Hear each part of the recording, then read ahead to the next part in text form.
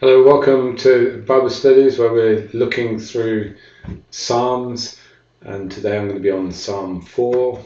It's interesting looking at the Psalm, and we've split them up, and the last one we looked a little bit at Psalm 3, this one into Psalm 4, but very much they're the same theme. Yeah, they could almost flow one from another. The title on Psalm 3 in my Bible is Save Me, O Lord, and O my Lord, and then Psalm 4 starts off with the phrase, answer me when I call. And really, if you put the two together, it covers the whole day in whatever circumstances you're facing, this focus on God. So we're going to look at Psalm 4. I just want to pick out a few things today. I do apologise if I cough during this. Hopefully I'll be all right, but if necessary, I will pause and carry on, as I have been a bit of a dry throat and coughing quite a bit. So anyway, this psalm, I was trying to capture the sense of what David is saying. I think in both this one and Psalm 3, it's challenging what's our attitude in difficult circumstances, in challenging circumstances, in distressing circumstances. How do we respond and act towards God in those situations? Does the response we get from God even change our own feelings, attitudes, and focus on things? So this psalm starts, answer me when I call to you, my righteous God. Give me relief from my distress. Have mercy on me and hear my prayer. And so that sets the scene. David is got stuff going on. He's writing this psalm from that place. Lord, I need an answer. Lord, you're righteous. Lord, bring me relief. Lord, hear my prayer. But I think I won't go through all line by line of this psalm, but I think the important thing to get hold of here is, and to imbibe into our very being, is that our life in God and our walk in God shouldn't vary depending on the circumstances we're in. So David, he's in distress, he's in a difficult place, yet the core of his being is towards God. And we'll read a few lines of the things he says. He says in verse 3, know that the Lord has set apart his faithful servant for himself. The Lord hears when I call him. I think it can be a constant challenge for us, but to watch how we internally react. We're praying something, we're looking for an answer, we're not sure we have an answer, we don't know what's going on. In those circumstances when we're crying to God, how does our internal world go? And David here is saying, firstly, I'm a faithful servant, I'm set apart. And secondly, you hear when I call. And he doesn't change that. God's hearing isn't dependent on whether we feel we've had an answer. His internal positioning is, well, I know God's there.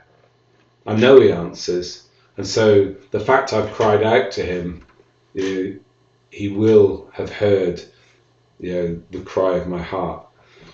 And I think it's a really strong place to establish in ourselves. And what we have to do internally is recognize where an attitude or something is springing up that's not in line with God hears me. And when we're questioning that, to shift our understanding and say, actually, if God is God, he has to have heard my prayer. Now, I may not have heard the answer, I may not have seen the outworking of the answer, but that doesn't redefine that fact that he's heard a prayer. Now, the next bit in verse 4, I think also can be challenging. It says, tremble and do not sin. When you're on your beds, search your hearts and be silent. It's very tempting at times. When you're in a place of difficulty, that human nature is to work a way out of it.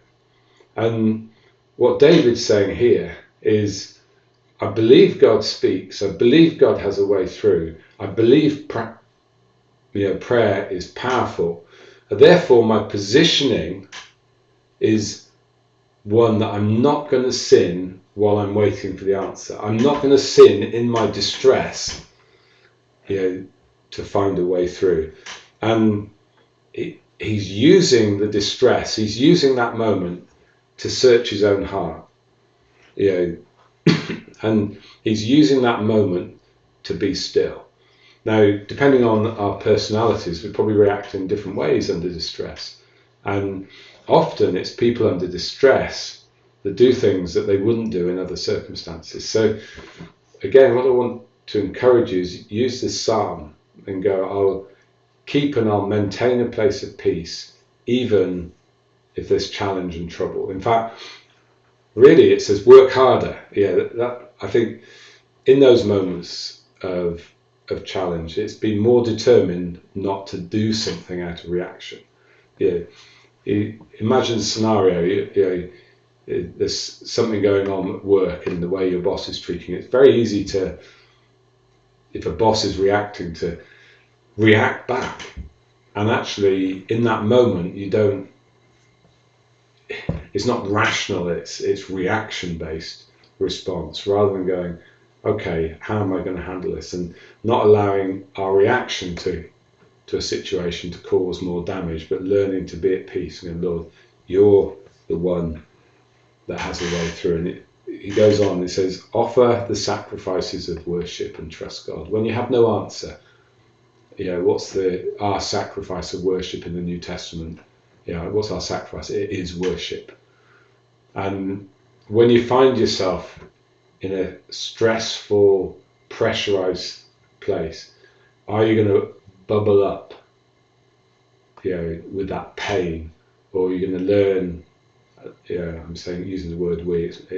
Are we, or will we learn to be at peace? And I think back over time, and it's like the number of times I've not responded in peace. I've not responded from a place of worship, and it's not so good. Often the result of that's not so good. And when you have no answer, it's like, Lord, I have no answer. Lord, I haven't heard you. Lord, I'm struggling even to know whether you've heard me. But I choose in this moment to trust. And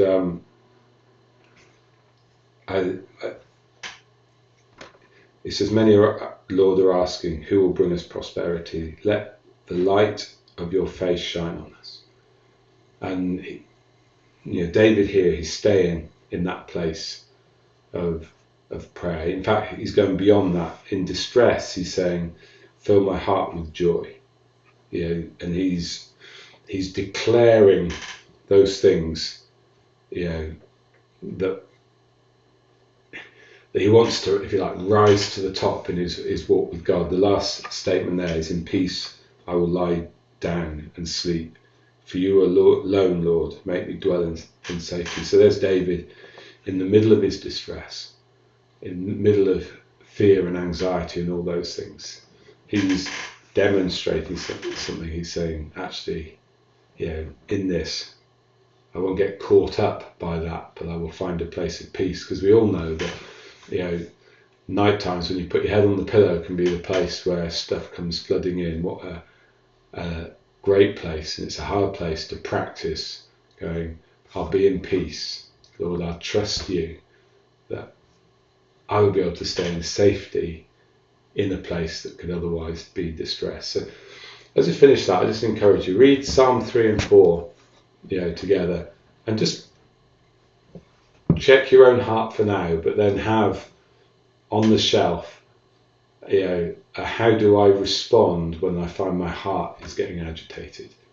When I find anger, distress, whatever it is bubbling up, how do I respond in that moment so that what's released from my lips brings peace and doesn't aggravate the distress?